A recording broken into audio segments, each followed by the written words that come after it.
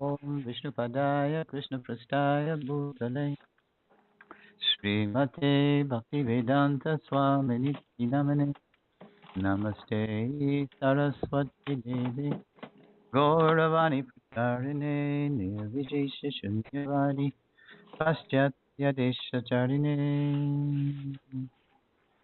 Hare Krishna Prabhus, welcome back to Srila Prabhupada, our Founder-Acharya seminar with the signature lesson of the seminar today, Lesson 3, Srila Prabhupada, our Founder-Acharya. Okay. So, welcome to Lesson 3, Srila Prabhupada, our Founder-Acharya. Vancha kalpatarubhyascha kripa sindhubhya evacha patitanang pavanebhyo vaishnavebhyo namo namaha. I offer my respectful obeisances unto all the Vaishnava devotees of the Lord, who can fulfill the desires of everyone, just like desire trees, and who are full of compassion for the fallen, conditioned souls. In the last lesson, we reviewed the guru principle, why we need a guru, how the guru is one, how gurus are different, as well as the relationship between Diksha and Shiksha gurus.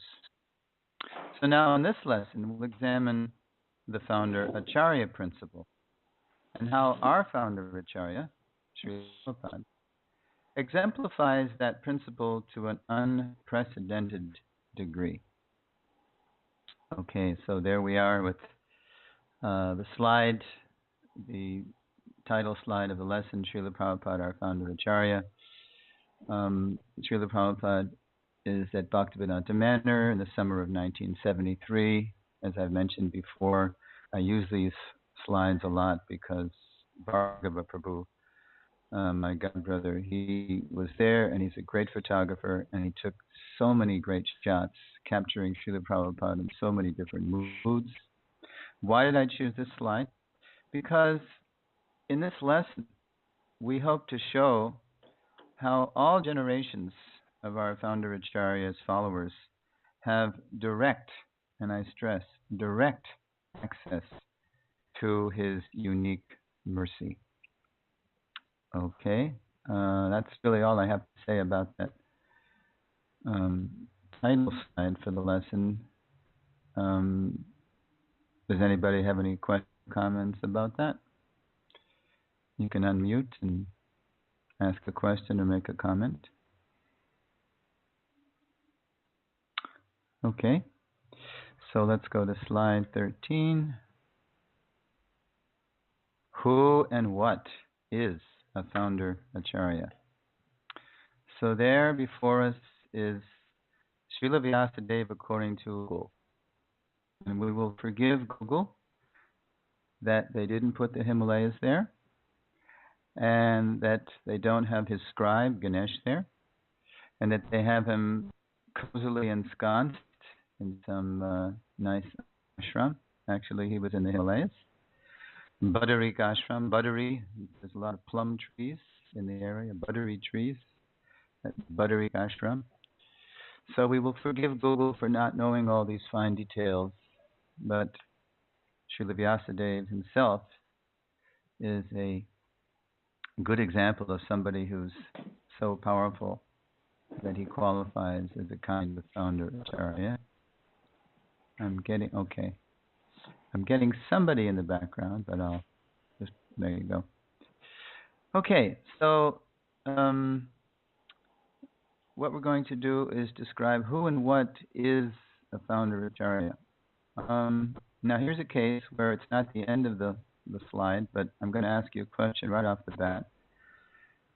And because I did present on the Hawaii-based Sangha last year, some of you may know the answer to this question.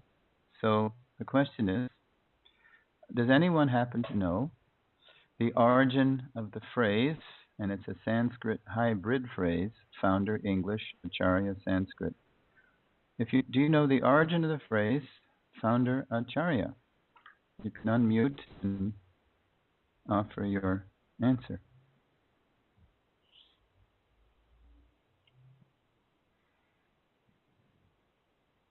No takers? I'm hesitant Okay. I'm hesitant to say anything because when you talked about it the last time, you gave an initial answer, and then I think as time went on, you learned more, and you came up Mm-hmm. with more, just a deeper and more accurate understanding. So I'm a little confused in my mind, which was which. But isn't it a fact that you've deepened your own understanding of the phrase? Mm-hmm. Thank you, Narahari Prabhu. You set me up beautifully because this particular slide, is a great example of how your presenter, yours truly, is himself on a journey, even as I do this. Because when I left Hawaii last year in September 7th, I flew to New York. Then I went down to Philly eventually, and I learned a lot more about the origin of this phrase right in Philadelphia from Ravindra Swarup Prabhu, who is still writing his monumental paper, The Position of Srila Prabhupada, on behalf of our GBC Founder-Acarya Position Committee. And he did deeper research than I did about the origin of this phrase. So he actually deepened my understanding of the phrase. Okay, very good. So here's how it goes. I forget exactly how I presented it last year, but I always thought that English Sanskrit hybrid phrase was coined by Srila Bhaktivinoda Thakur, and it's kind of a reasonable inference when you think about it, because the Thakur, to my knowledge, was the first acharya of note, first major acharya, if not the first person coming out of Bharatvarsha to communicate with the Western world in English. He wrote, as you may know, in Sanskrit, in Bengali, in Hindi, and in English. He single-handedly purified the name of bhakti, which had fallen into ill repute after centuries of wallowing and being usurped by Sahajas and Mayavadis like that. So, and that, not only did he do that, but then he became, as we say now, the bridge person to the outside world, to the Western world, to the modern world, the so-called developed world, by sending his book Sri Chaitanya, His Life and Precepts, to different institutions in Canada. And then having correspondence with the American transcendentalists, Emerson and Thoreau. Extraordinary personality. I thought he coined the phrase, and this thought was reinforced by the fact that in the 80s and the 90s, and even earlier in this decade, or in the 2000s, some ISKCON scholars had taken one of the Thakur's works, specifically the Harinama Chintamani, and translated a part of that. Well, had translated that whole work, and then in that work, you have the Thakur using phrases like Sampradaya Acharya, Shiksha Guru Pratishta, and Guru Shiromani. So in Harinama Chintamani, along with describing the glories of the holy name, he talks about a lot of things in Harinama Chintamani. And in that famous work, he implicitly describes both the originator of a sampradaya, like Brahma, Lakshmi, Shiva, Kumaras. Those are the four originators of the four Vaishnava sampradayas. He implicitly connects those originators with their very powerful representatives in the Kali Yuga, namely Ramanuja, Madhva, Nimbarka, and Vishnu Swami. Now, but he wrote that work in Sanskrit, and he didn't coin the phrase Founder-Acarya. The actual English-Sanskrit hybrid phrase was coined much later, because the Thakur wrote Harinama Chintamani in the late 19th century. It wasn't until 1930 that we actually find the phrase. Rabindra Swarup Prabhu actually dug it up in a Gaudiya Math publication called The Harmonist, which you may have heard of, which is an English incarnation of Bhaktivinoda Thakur's old Sajjana Toshini for the satisfaction of the Vaishnavas. And in the June 1930 edition of The Harmonist, we find this sentence, quote, "The Gaudiya Math is also identical with its Founder-Acharya." And there's a couple of other references too. Now, The Harmonist was co-edited by Srila Bhaktisiddhanta Saraswati Thakur and his scholarly disciple, Professor Nishikant Sanyal, whom the Thakur initiated as Bhakti Sudhakar Narayan Das. And they were very close, as Rabindra Swarup Prabhu describes it to me. And as also you can read in Bhakti Vikas Swami's Bhakti Siddhanta Vaibhav trilogy series. They were very close because they were both scholarly and they were both Vaishnavas, and one became the disciple of the other. So they worked on literary projects, and one of them was The Harmonist. So you have this phrase, or this sentence, that the Gaudiya Math is also identical with its founder Acharya. As Ravinder explained to me, this is part of what he called the ecclesiology of the church. This is some interfaith kind of, or comparative religion kind of phrase that comes out of the academy that talks about how divinity is connected to its earthly institutions. So I won't go into that. I can't talk about it authoritatively the way Rabindra Swarup Prabhu can. But you do find a few references to the establisher of the Gaudiya Math, namely Srila Bhaktisiddhanta Saraswati Thakur, as its founder Acharya. In other words, he allowed himself to be called that. Sometimes you see President Acharya like that. So, founder Acharya. Then, a few years later, that was 1930, then you see 3 years later, it was the year that Srila Bhaktisiddhanta Saraswati Thakur sent a few of his sannyasis to the West, first to England, then they went to Germany. But before they went, the Thakur insisted that they have some, as we say, ammunition, that they have a book.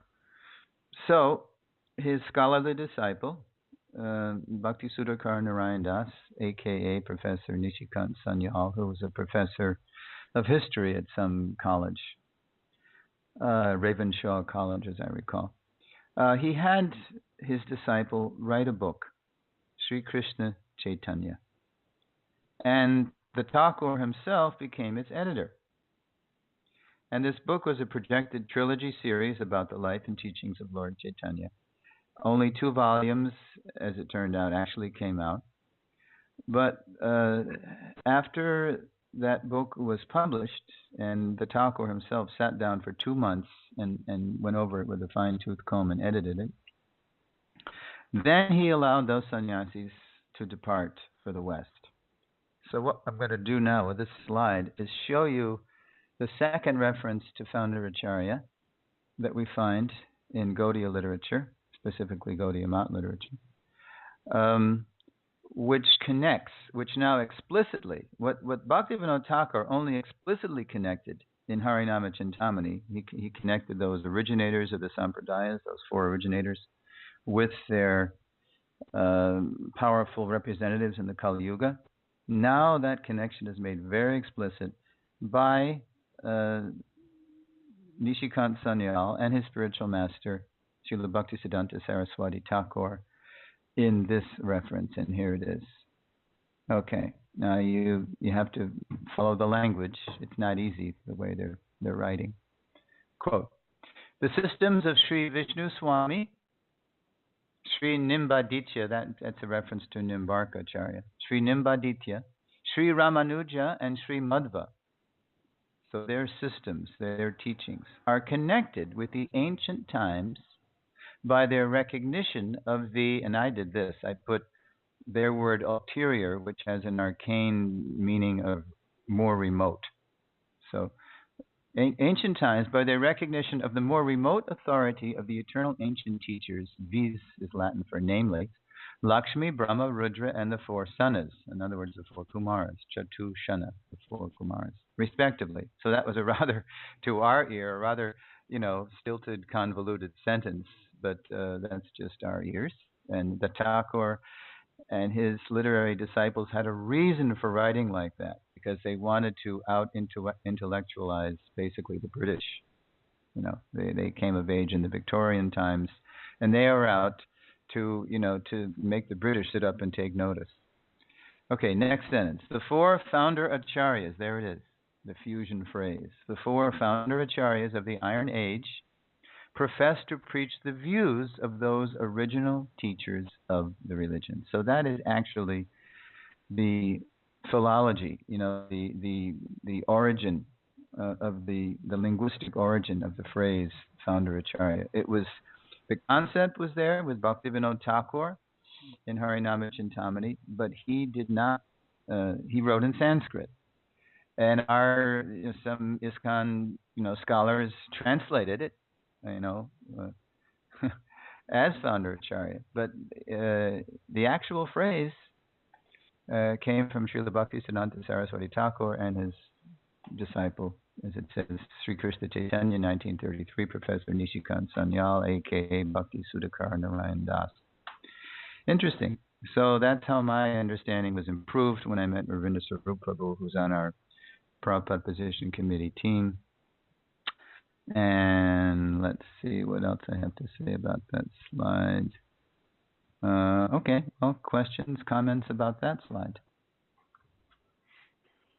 Well, I have to comment that I thought that was absolutely wonderful. So scholastic, well-researched, really detailed. It's fantastic. Really, really appreciate that presentation. Well, let's all thank our great Ravinda Swarup Prabhu for doing that. The way he described it to me in Philadelphia, it was he'd almost given up hope of finding where that came from, because he thought he was thinking it had to be Bhaktivinoda Thakur too, explicitly. And then I forget, what did he say? Anyway, he actually found the book. And he scanned the whole book. He was able to scan the whole book into his computer, and then he did a word search for Founder-Acharya, and he came up with it. So that's what it takes. That's scholarship. That's when you dig that deep. Okay, so I think we can thank you for the appreciation. I'll just pass it right on to our senior scholar, Mr. Swarup Prabhu. Okay, that's the origin of the phrase. Now, next slide.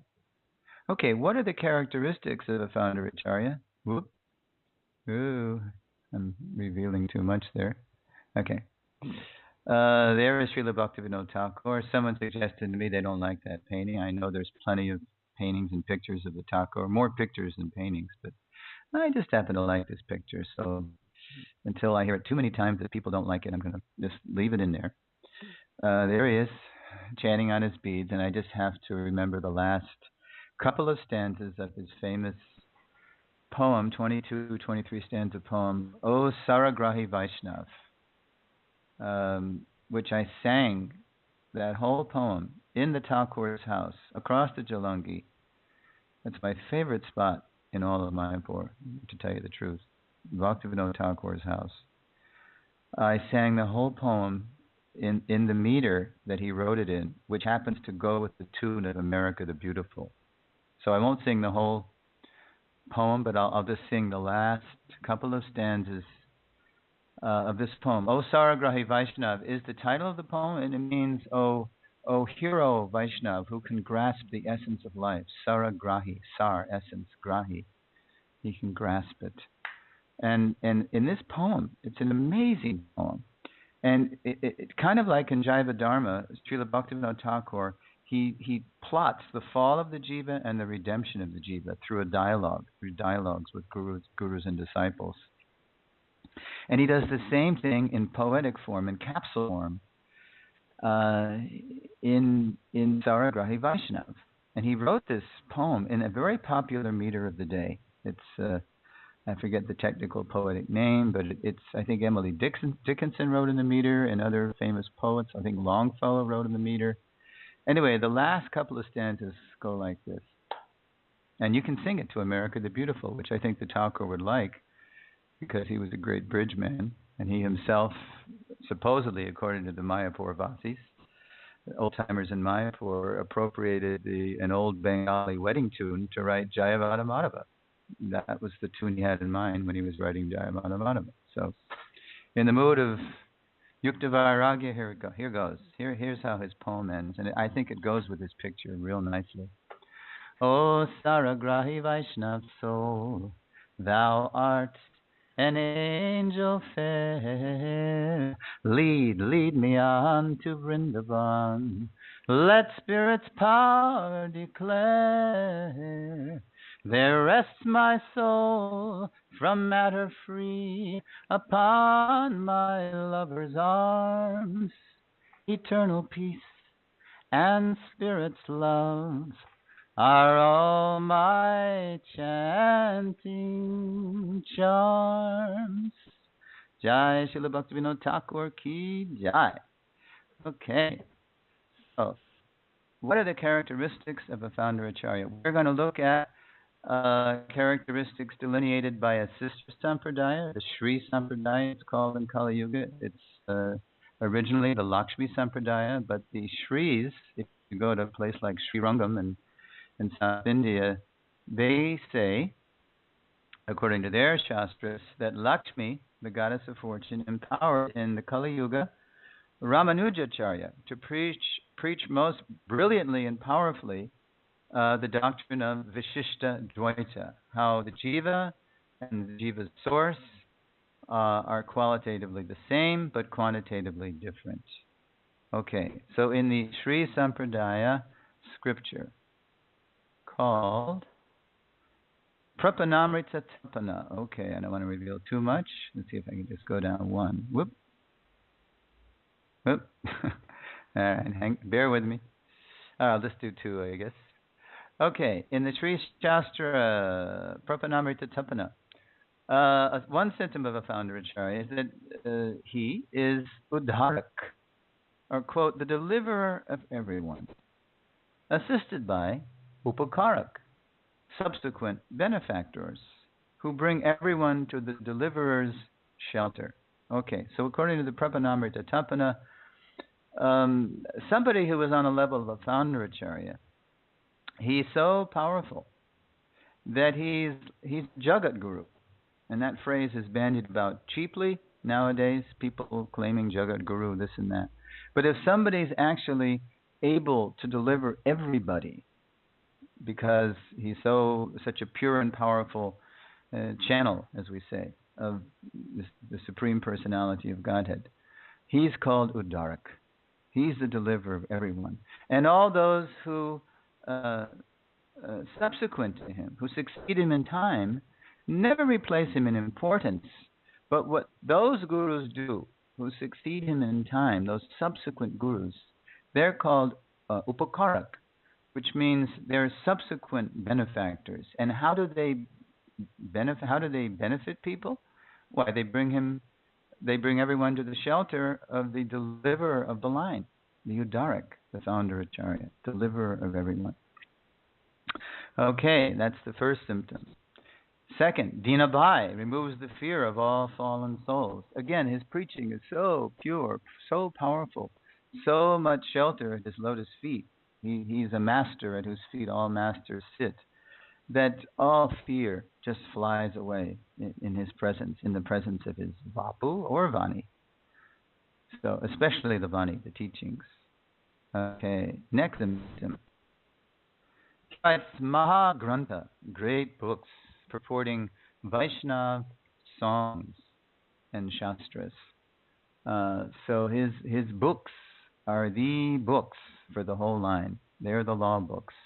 And not only all people who succeed in, but all literature that succeeds the Founder-Acharya is tested by its fidelity to the Founder-Acharya's books and teachings. And also, he gives purports to songs, because music, as we know, is a wonderful medium to transport us to the spiritual world, connected to Krishna. So he writes Mahagrantha, great books, and purports, Vaishnava songs.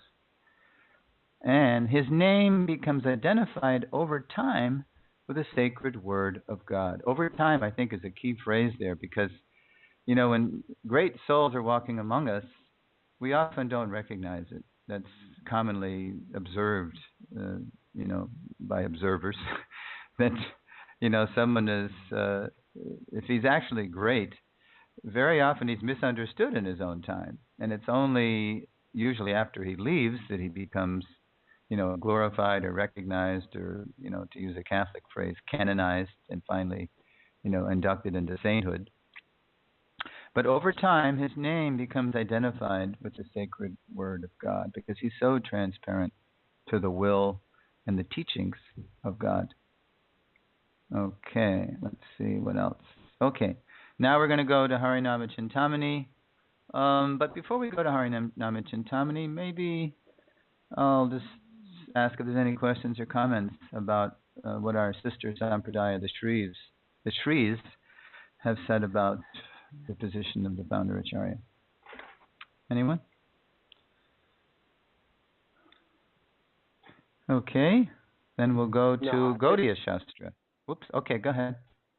I'm sorry. I was just going to emphasize, rather than waiting till the end. Anyone? This is a wonderful... Oh, well. I'm sorry, Ramananda, I couldn't quite catch your words.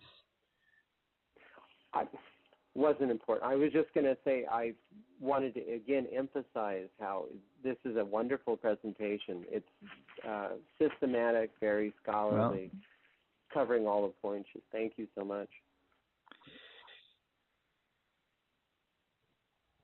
Thank you, and I just have to pass it on to everything I'm receiving. I'm simply a weaver, gathering things and weaving them together. But here's the next weave. Here's the next strand. I think you'll be enlivened by this, because it's not only our own Gaudiya Sampradaya, but it's somebody who's relatively close to us in time. So it's, again, the Thakur. There he is in the picture. Harinama Chintamani. Somebody who's a Founder-Acharya, he possesses great spiritual strength. There are gurus and there are gurus. And we're discovering that as time goes on, how, like we learned in the last lesson, how the guru is one, remember, because he repeats the message of God, and how the guru is different. He's different by role, different by qualification, different by commitment, we said. So somebody who's on the level of a Founder-Acharya, extraordinary, just amazing strength. Okay? His teachings supersede all others and are compulsory for his followers. So again, what a Founder-Acharya speaks and writes is never replaced. His teachings supersede all others. And he may encourage his followers to write and speak. I'm sure he will. Of course he will, because he wants the teachings spread, but never to replace him. You never replace a Founder-Acharya. You simply spread his teachings. You represent his teachings according to the ever-changing, kaleidoscopic, ever-changing material scene. Everything's always changing, as Krishna says in the Gita. Physical nature is known to be endlessly mutable, so it's incumbent upon, it's compulsory for the followers of the Parampara to always be representing things according to the new time, place, people, and then even more finely, wherever they are in the world, time, country, candidates, like that. So, but the Founder-Acharya is always the touchstone. He's the tester. You test everything against his Vani. Okay, he holds a unique post. Okay, that's pretty self-explanatory, but it bears repeating, because over time, this is what happens. People try to, illegally usurp his post and claim themselves the Founder-Acharya or the Jagat Guru. But his post is unique. It's singular. It's never replaced. Okay? And while he's present, is the Acharya or leader of all Vaishnavas. He doesn't claim this. He doesn't announce this. But he is, as we say, self-effulgent. He just is. He's just so attractive and pure and powerful and capable, and as we saw, strong. He's all those characteristics that he's naturally the leader. It's just obvious. It's self-evident. And a big measure of a Founder-Acharya is that he's capable. He's capable of awarding power of attorney to his followers through adherence to his teachings. Power of attorney. In other words, he allows himself to be represented by people who strictly follow his teachings. And he's such a touchstone himself that he's able to do that. He's able to actually make many powerful, pure representatives. Okay, what else here? Okay. Any questions about or comments about that slide?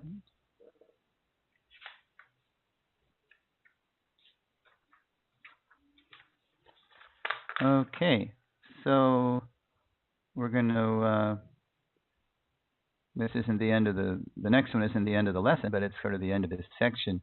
We're going to wrap up this section about, who and what a Founder-Acharya is by showing on the slide there 2 famous Founder-Acharyas we all have heard of. And the caption says, Founder-Acharyas are the foundational gurus for everyone in their disciplic lines. And you can empirically, if you will, because we're all, grew up, most of us, unfortunately, brainwashed by the empirical method. But you can even empirically verify what that slide says if you visit, for example, on the left we have Madhvacharya and his famous, it's not the peace sign, but it is his famous Shuddha Dvaita sign. He's got 2 fingers up there, and he's on a crusade against Mayavad. He's on a campaign to root out Mayavad philosophy wherever we find it. So if you go to Udupi, which is the home of the Madhva line, where Madhva established Krishna at Sri Krishna Mutt, you will see how everybody is so Madhva focused. If you go in that temple that was established like 800 years ago, you will see the seat from which he discoursed on the Bhagavad, right there. He gave Bhagavatam class from that very seat.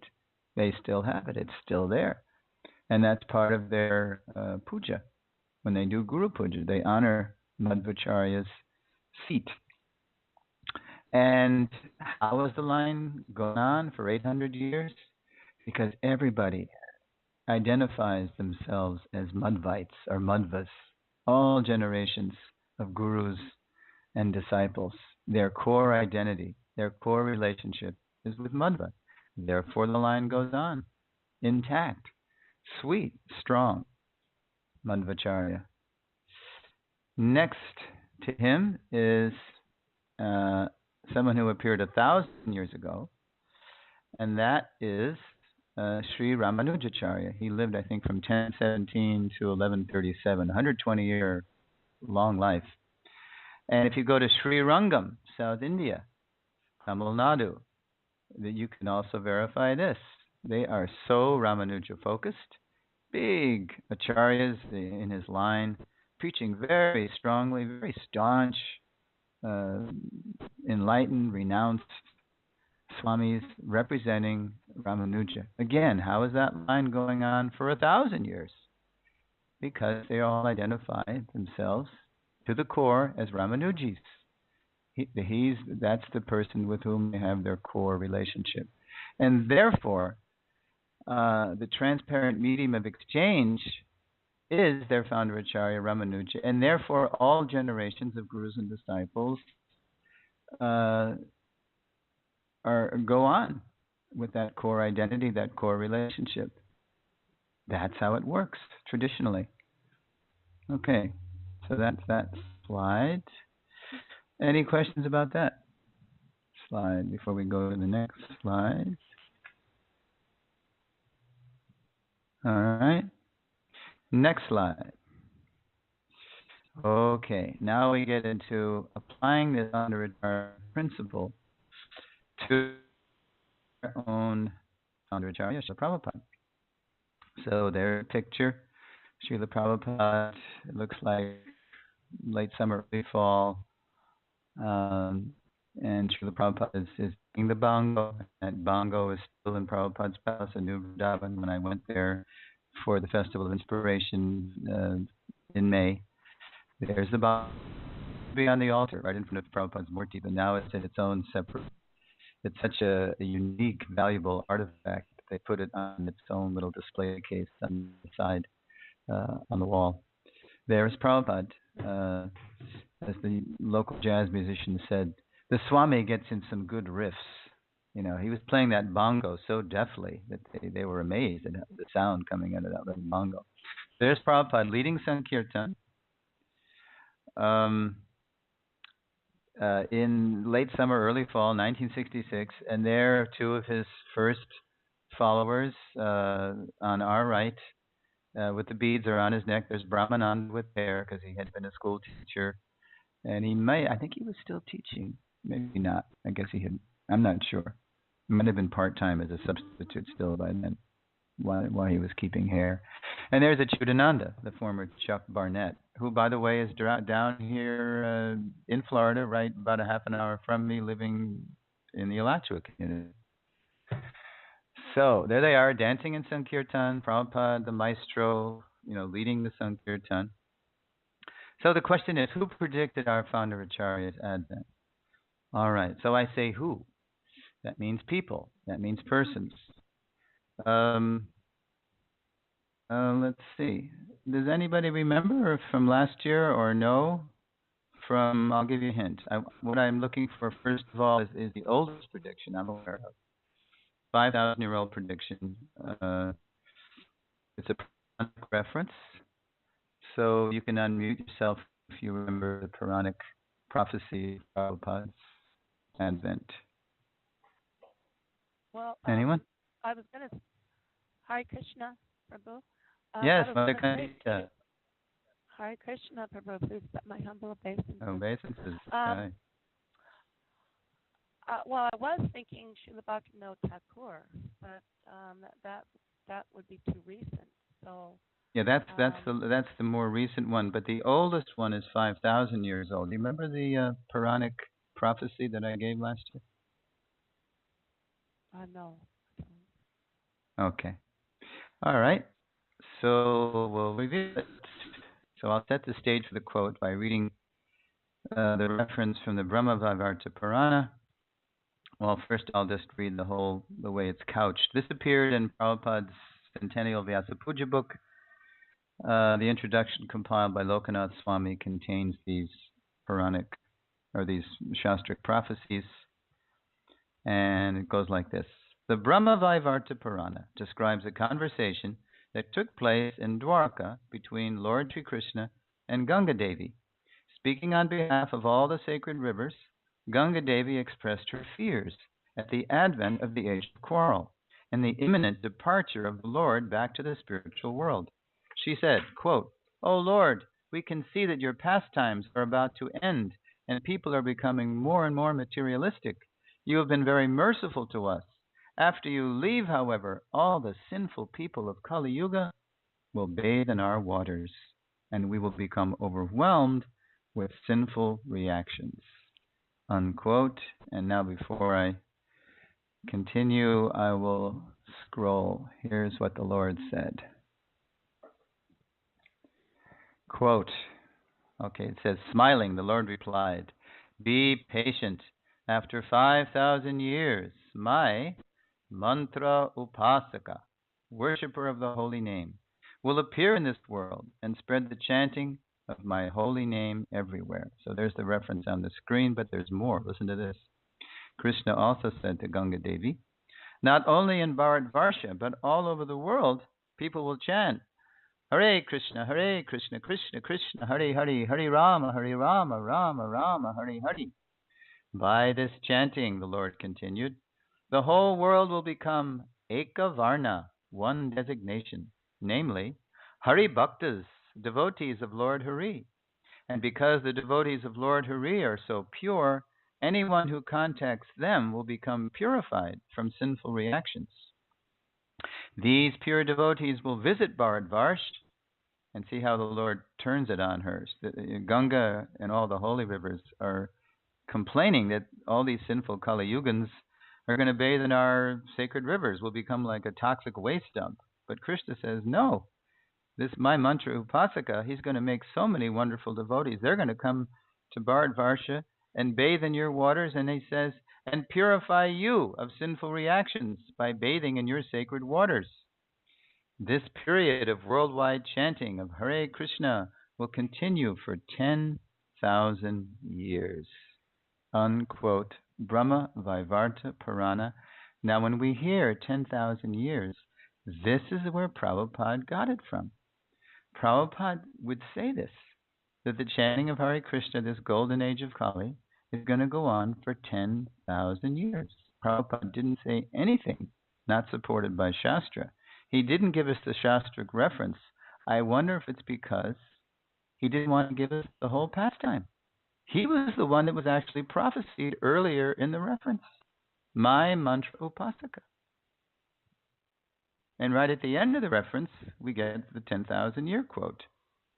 So who's the mantra upasaka who spread it all over the world? This is none other than our Founder-Acarya, Srila Prabhupada.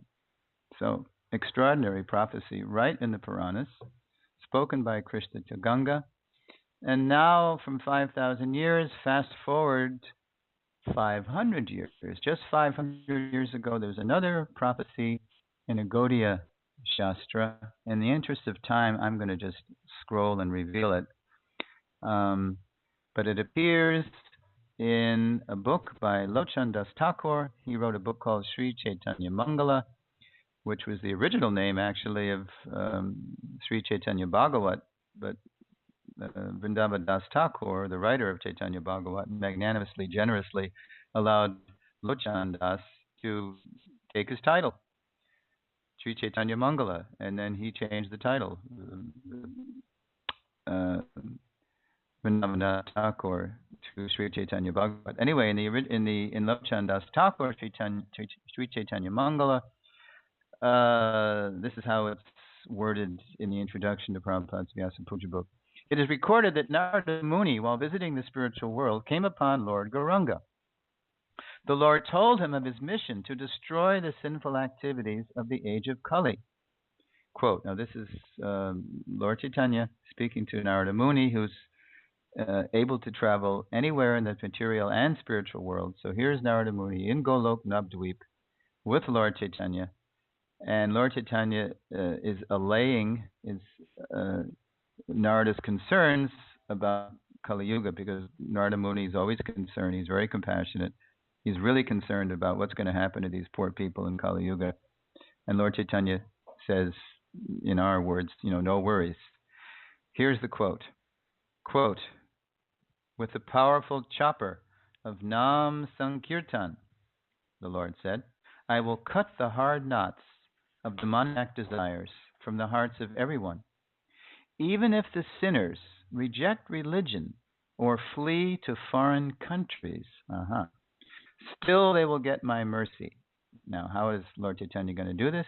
Lord Chaitanya continues. He says, I will send more Senapati Bhakta to go there and deliver them. Okay, so, unquote. And then Lokanath Maharaj continues. He says, more means my, Senapati means military field commander, and Bhakta means devotee. So more Senapati Bhakta thus refers to that devotee who will lead Lord Chaitanya's Sankirtan army, or in other words, that devotee whom Lord Chaitanya will empower to spread Krishna consciousness around the world. That commander of the Sankirtan army is Srila Prabhupada. And so, whoops, I got so wrapped up, I forgot to scroll. There it is. Even if the sinners reject religion or flee to foreign countries, I will send more Senapati Bhakti, military field commander, to go there and deliver them Lord Chaitanya, Sri Chaitanya Mangala. So that's the more recent prediction, just 500 years ago. And then finally we get who else predicted Prabhupada's advent, and Mother Kandita already hinted at Srila Bhaktivinoda Thakur. Here's the actual reference. And the Thakur didn't just say this, he wrote it. And here it is. Quote, a personality will soon appear in order to preach the teachings of Sri Chaitanya and move unrestrictedly over the whole world with his message. Srila Bhaktivinoda Thakur, Sadhjana Toshini, which was the original harmonist, 1885. So 11 years before Srila Prabhupada's appearance in this world. The Thakur, with his incredible vision, saw that this would take place. He saw that the whole world eventually would come across the Jalangi to Mayapur to chant Jaya Sachinandan Gaur Hari, Hare Krishna, that there would arise an Adbhuta Mandir, an incredible mandir that you can see today. Empirically, you can see it with your own eyes. Incredible temple of the Vedic planetarium, which Lord Chaitanya Senapati Bhakta envisioned. And there it is. So now this isn't a slide, but there's one more kind of indirect prediction which some of us like to make. And it's when Sutta Goswami in the Bhagavatam talks about literature for crows and swans, he talks about the crow-like literature, that even if it's embellished with all similes and metaphors and then poetic phrases, if it doesn't glorify Krishna, Narada Muni is telling Vyasa, look, you haven't directly glorified Krishna. You've given us, the Vedas, Vedanta Sutra. You've given us Mahabharata. And he says, this is a Vaya Sankirta. This is a pilgrimage place for crows. These are heavy words. He's talking about Vedas, Vedanta Sutra, pilgrimage place for crows. Well, this is Narada's ecstasy. This is his ecstasy. He wants Srila Vyasadeva now to directly glorify the pastimes of Lord Sri Krishna. And if you do that, Narada says, Natang Visago, Natang Visago, Janataga Viplavo, Yasmin Pratishlokam Abaddavatyapi, Namanyananta Sajashon Kitaniyat, Shrinvanti Gayanti Grananti Sadavam. He says, on the other hand, that literature, which when Narada Muni says, or Sutta Goswami says that, on the other hand, that literature, which is full of the name, fame, form, pastimes, and glories of the Supreme Personality of Godhead, is meant and is capable of bringing about a revolution in the impious lives of this world's misdirected civilization, even if that literature is imperfectly composed. Tad abaddavatyapi, abaddavatyapi. If you go to Bhagavatam 1.5.11, you will see in the word for word, abaddavatyapi. That's what it means, like broken, imperfectly done. Is glorious, to make a long story short. And it's capable of making a revolution in the lives of this world's misdirected civilization, and accepted. It's heard, sung, and accepted by purified people who are thoroughly honest. So some of us like to think that that's an indirect prophecy of Prabhupada's Bhagavatam, because when Prabhupada wrote those original Bhagavatams in India, he profusely apologized in his original preface and plus in the purport to that verse that, please, the message is so important. Please overlook it and just understand that we're concerned with the message and not so much with, the perfectness, the perfection of the language. Okay. So I'll just continue, Ramananda, while you're working in the background. Now, how did Lord Chaitanya... Whoops. I said I'm not there yet, but I'll be there momentarily. All right. I'm just going to the next slide, and I'll hold the slide, hoping that you bring us back. In this slide, Prabhus, if you can't see it, is a beautiful painting of the Panchatattva singing and dancing in Sankirtan way back when, 500 years ago. And so the caption to the slide says, "How did Lord Chaitanya set the world stage for Srila Prabhupada's advent?" Okay. So I will just scroll to the first one and hope sometimes you can see it. So the first point of how Lord Chaitanya, who told Narada Muni he was going to send his Senapati Bhakta, right? So he predicted that. So how did he do it? How did he set the stage? Well, first of all, he came himself. He came himself, sang and danced in Sankirtan to ignite a bhakti renaissance in India. As we know, Advaita-Acharya was feeling so bad. These people they're just not interested in bhakti. They're karmakandis, they're sahajas, they're mayavadis. But we need, Lord, please descend and inspire everyone to take up the Sankirtan movement. So he did. And that's what the painting shows. They're all ecstatically chanting and dancing in Sankirtan, followed by many people. So that was in the 16th century, basically. In the 16th century, Mahaprabhu's Sankirtan movement ignited a bhakti renaissance in India. Now, by the Lord's inscrutable will, it wasn't long before that renaissance, as we say, went south. It was submerged by so many, Sahaja sects, Mayavadis, bogus Vaishnav sects, and it gave bhakti a bad name. So it wasn't until the 19th century came. Basically, the 17th and the 18th were dark days as far as the whole bhakti movement went. It was carried on, for sure, by a few saints, and we have them in our disciplic line, especially, Krishnadas Kaviraj and Narottam Das Thakur, Vishwanath Chakravarti, Jagannath Das Babaji. So it wasn't until Srila Bhaktivinoda Thakur in the 19th century revived Mahaprabhu's pure teachings and envisioned a worldwide movement of Krishna consciousness that things started to turn around again. So that was also the Lord's inscrutable will, that the Thakur came and went through his pastimes, and the Thakur eventually discovered, quote unquote, his, as he put it, his Eastern savior, after being raised, in British schools and having the best of what Western education had to offer in terms of philosophy, religion, literature. He finally found what the world really needed, because he really wasn't satisfied with what he was encountering, because he was from a pure Vaishnava family. So he revived Mahaprabhu's pure teachings and envisioned a worldwide movement of Krishna consciousness. Sometimes Prabhupada would call Bhaktivinoda Thakur the pioneer of the Krishna consciousness movement. Okay, next point. And then in the early 20th, yes. Okay, so the point, we were talking about how Lord Chaitanya is setting the world stage for Prabhupada's advent. So after the Thakur knew he didn't have time to do it himself, but he envisioned the movement, and then that's why he prayed for his ray of Vishnu, who became Srila Bhaktisiddhanta Saraswati Thakur in full bloom in the 20th century.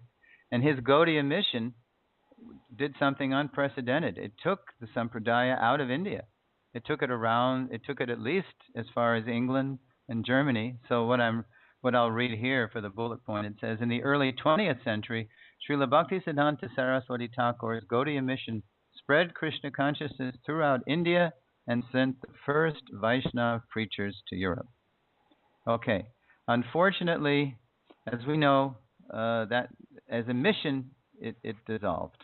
It exists still as isolated mats, but as an organized cooperative mission, it didn't fly. And we get into that later, noting the lessons of history. But the final bullet point on the slide says, in the 1960s, when our Srila Prabhupada sailed west, the USA, this is how Lord Chaitanya now did some fine-tuning to set the stage for Prabhupada.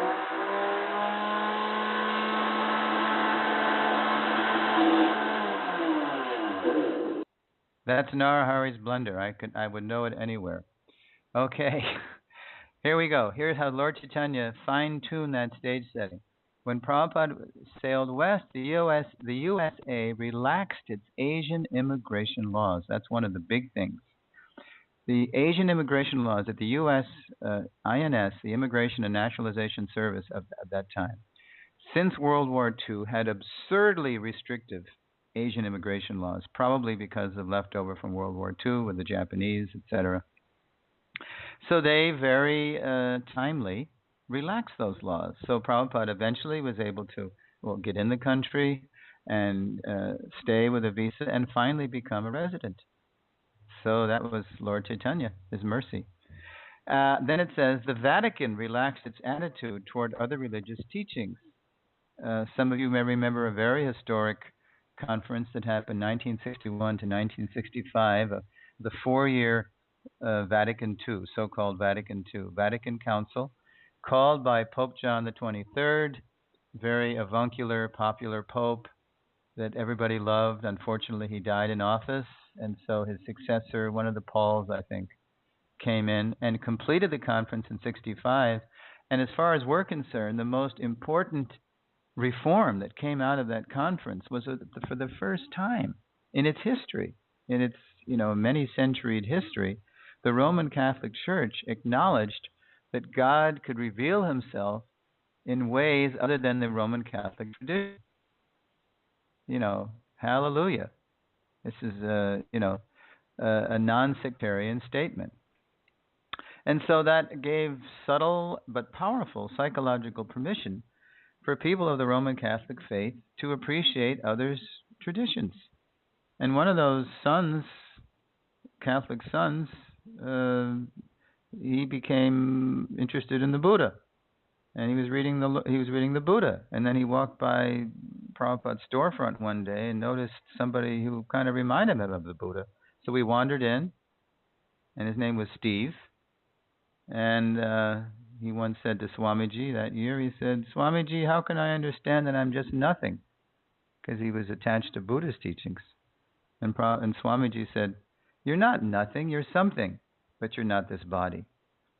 And so Steve became initiated as Satsvarupa, became Satsvarup Maharaj, and eventually he became the authorized biographer of our Founder-Acharya. So just see how Lord Chaitanya is setting the stage. He's making so many arrangements. But perhaps the biggest, without a doubt, the biggest stage setting that Lord Chaitanya made, he gave Prabhupada an audience. He gave our Founder-Acharya an audience, which he never had in India. Because historically, first of all, the Indians wanted independence. That was their focus. And then after they got independence, they were hell-bent on imitating the West and just becoming industrialized and forgetting their own culture, et cetera, et cetera. So they weren't interested in this Baba, from Calcutta and then Vrindavan. They weren't interested in giving him any of their sons, to start a religious movement. But when Prabhupada came to the West, lo and behold, he found a whole counterculture waiting for him. A counterculture that was rejecting everything, all traditional values, rejecting their own parents, rejecting their churches, rejecting their schools, rejecting the government, rejecting, the whole status quo. So this is an accident? No. This is all the arrangements of Krishna in his incarnation as Lord Chaitanya Mahaprabhu. Okay, so final slide. If you can't see it, Srila Prabhupada is sitting on a Vyasasana somewhere in the world. I haven't identified it yet. And it looks like on the book stand in front of him sits the unabridged Macmillan edition of the Bhagavad Gita. He's lecturing on the Gita, and he's looking up beautifully. Looks like he's noticing something, or I'm not sure what's going on, but he's in lecture mode, but he's sweetly smiling there. So there's something going on that's making him smile. The caption to the picture reads, "How did Srila Prabhupada manifest the symptoms of a Founder-Acharya?" So keep in mind those characteristics we heard from the Sri Sampradaya, the Sri Prapanamrita Tapana Shastra, and from our own Gaudiya Acharya, Srila Bhaktivinoda Thakur's Harinama Chintamani. Keep in mind those symptoms and just hear what Srila Prabhupada did to unprecedentedly, and that's an awkward word, but it's unprecedentedly exhibited the symptoms of a Founder-Acharya. First, how did he do that? First bullet point reads, circling the globe 14 times in 12 years, Prabhupada inspired people to help him establish Krishna consciousness on every major continent. It's extraordinary. As the professor emeritus from Franklin and Marshall University, Tom Hopkins, who met Srila Prabhupada in Philadelphia in 1975, as Professor Hopkins once noted, he said this about Bhaktivinoda Thakur. He became a real fan, or a scholar actually, of Bhaktivinoda Thakur's life and teachings. He said just looking at the Thakur schedule made him tremble. He became afraid just looking at his schedule. Similarly, if you look at Prabhupada's itinerary, starting especially, let's even look at 65 when he got on the Jaladuta, 2 heart attacks, the famous struggles he went through to even establish ISKCON, even to incorporate ISKCON. And then beginning in January 67, he became the famous Jet Age Parivrajacharya. If you just read his itinerary from 65 to 77, you will become exhausted just reading his itinerary. What to speak of living it? For Srila Prabhupada, there was no such thing as jet lag, as his servants have attested in books like What is the Difficulty by Srila Kirti Prabhu and A Transcendental Diary by Harishari Prabhu. So he did, and just that alone is enough to exhaust you. What to speak of the next symptom? Founded over 100 Krishna conscious temples, schools, farms, and restaurants. What to speak of next one? Wrote and published scores of books revealing the truth of foundational Vaishnava Shastras. What to speak of the next one? Initiated thousands of disciples and inspired hundreds of thousands more to awaken their dormant Krishna consciousness. What to speak of? Though very elderly, he exhibited extraordinary spiritual strength, preaching Krishna consciousness day and night to whoever would listen. And the final point? He founded the ISKCON branch of the Chaitanya tree. Prabhupada referred to ISKCON as a branch of the Chaitanya tree in CC. And this branch is mandated, it's ordered, to carry pure love of God to every town and village on earth. Prabhu, it's late. I want to end today's presentation as I think I did last year, but many of you weren't on then. But I'll just end with what I think is one of the most brilliant endings to any Prabhupada presentation. In Yadavar Prabhu's following Srila Prabhupada DVD series, 11 DVD series, in the final memory of the series, we have from a devotee who at the time of the memory was known as Ayodhya Pati Prabhu. From Nashville, Tennessee, he became B.B. Govinda Maharaj. He's been preaching brilliantly, especially in Eastern Europe, for many years. Many of you know B.B. Govinda Maharaj. So, in the last memory of the series, of Yadavar's series, Yadavar Prabhu brilliantly lets B.B. Govinda Maharaj, who was Ayodhya-pati Prabhu, have the floor. And this is the memory. The memory is Prabhupada is disappearing from this world, and B.B. Govinda, or Ayodhya-pati Prabhu, he's at the foot of Prabhupada's bed in Vrindavan on November 14, 1977. He's holding on tightly to Prabhupada's lotus feet. Prabhupada disappears, if you've seen the films, heart-wrenching films. Everybody's chanting Hare Krishna. And so Prabhupada leaves this world. And then his divine Vapu is carried on procession all around Vrindavan. And then the next morning it's finally laid in the ground at Krishna Balaram Mandir. And in the aftermath of all this, B.B. Govinda Maharaj, he reports that as Ayodhya-pati Prabhu, he was just, in a daze. He was devastated, as we all were. And out of nowhere comes a Avadut godbrother of Srila Prabhupada's, an authentic Avadut, Akinchana Krishna Das Babaji Das Babaji, who was famous, who was world famous for just chanting Hare Krishna all day, wandering with a drum. He would play a drum and he would chant Hare Krishna. And whenever anybody would ask him a question, he would laugh and say, Hare Krishna. That was his answer for everything. So Ayodhya Pati Prabhu says, I didn't even know that he spoke English. Press 4. To hear your message, press 5. To request a return call.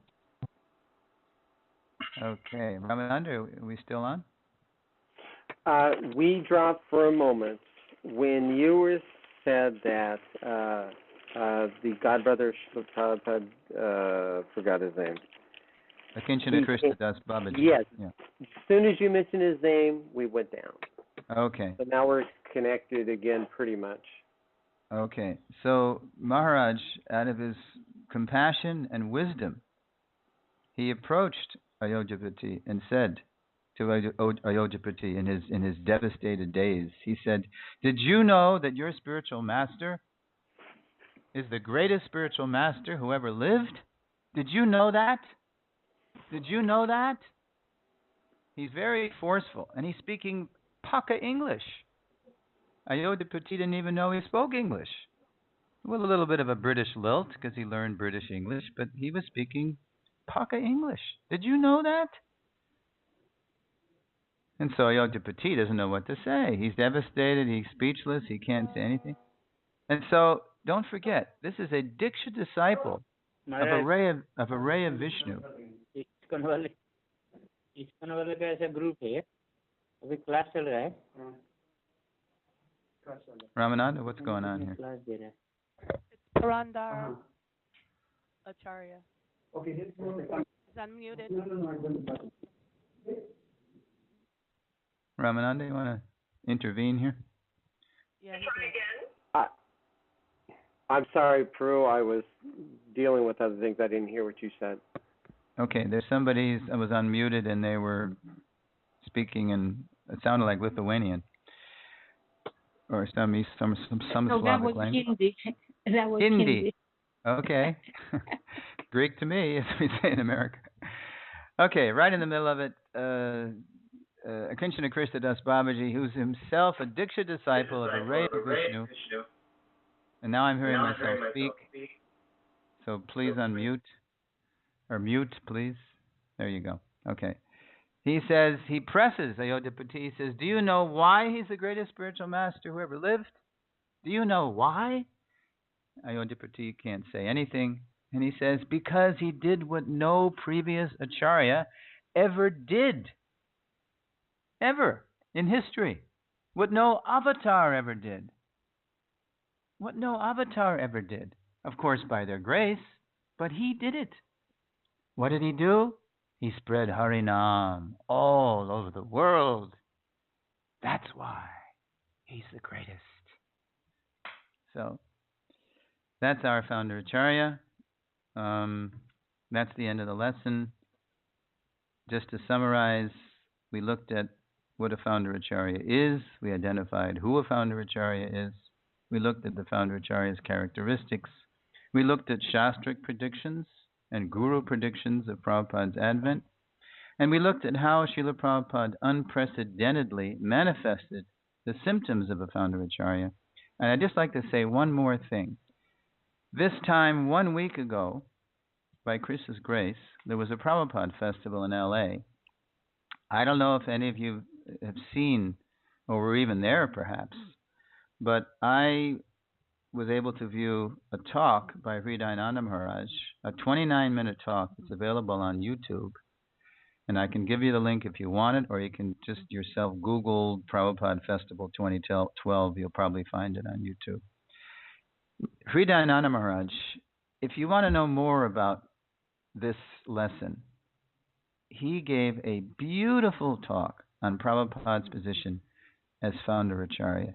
And not only that, of how we all generations of Prabhupada's followers, have direct access to a relationship with him and to his mercy. It's superb. It's you have to hear it. It's wonderful. If you want a nice supplement to this lesson today, just listen to this talk by Hridayananda Maharaj. It's Shastric, and it's wonderful.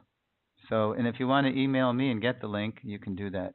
I'm at SURESVARA, sureshvara@gmail.com. I'll be happy to send the link. But I think if you just go to Google and mouse around there, click around, you can probably find the talk.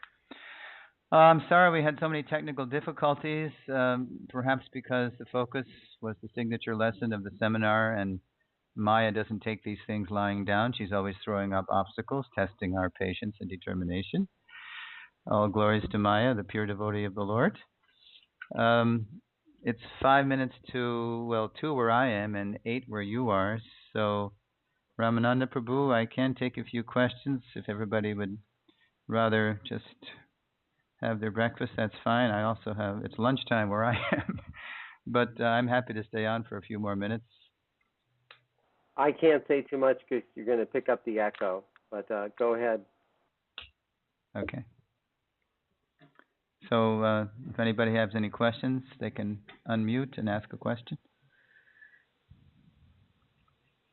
Hare Krishna, Hare Shwar. Thank you for a very nice class. This is Janas Priya. Hi, Janas.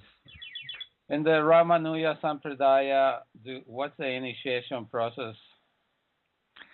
Oh, I can tell you who knows that for sure, and he lives in the Hawaiian Islands. Do you know who I'm talking about? No. None other than our godbrother Gora Keshava Prabhu, who was an expert on the Shris.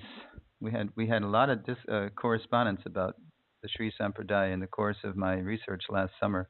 He'll tell you everything you need to know. And where is he? If you email me, I can give you his email address. Yeah, but he can speak very definitively on that. That's kind of like a corollary question. Anything directly about the material? I just thought it was amazing. Thank you very much, Prabhu. Some look on Srila Prabhupada as amazing. Some describe him as amazing. Some hear him as amazing, while others, even after hearing about him, cannot understand him at all. With apologies to Lord Krishna's Bhagavad Gita. Yes, our Founder-Acarya is amazing. Yeah. Thank you, Kandita Ma. What's the transition here to the next lesson? See if I can... Okay, I'm just going to read the transition. Having deepened our understanding of our Founder-Acharya's relationship with all of us, that's Sambandha, we are now ready to enter the Abhideya phase of our seminar, how to act on our deepened understanding by deepening our service to his universal mission. So this was the last lesson of Sambandha. By this lesson, we should have a pretty clear idea of Prabhupada's position and how we all have a relationship with him in his ISKCON branch of the Chaitanya tree. And if we're on that page, if we understand that, now we're ready for more. What are we going to do about that? Whether we're Diksha initiated by Prabhupada or not. So,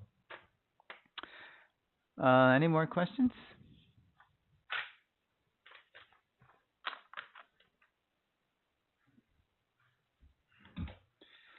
Thank you so much, Prabhu, for letting me share this with you, and I'll be presenting the same lesson live and in person to our young folks here at the Krishna House in Gainesville, Florida, next Wednesday night. So thank you for letting me practice this so I can do a decent job for them.